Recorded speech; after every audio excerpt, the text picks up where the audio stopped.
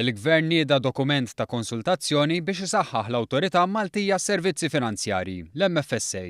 Fi kliem is-Segretarju Parlamentari Silvio Xkembri, dan qed isir bilan li s-settur jittieħed f'livell ieħor.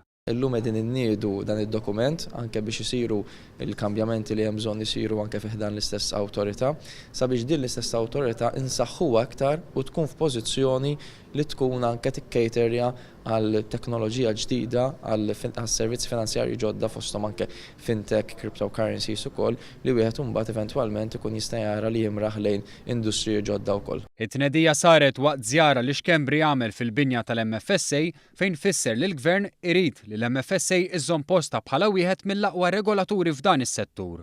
Settur li fl-aħħar 20 sena kiber b'mod sostanzjali fejn illum jimpjega madwar 10,000 ħaddiem.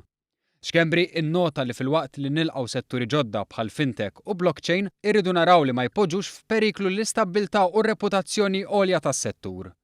Iċ-Chairman tal-MFSA, il-Professur Joe Bannister, spjega kif dan huwa proċess naturali u bżonjus li sa ftit żmien ilu kien anke jsir internament.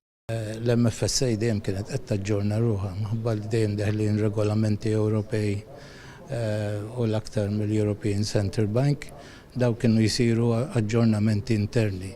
Però peress li sem politika nazzjonali irridu jaġġornaw it-tnejn flimkien.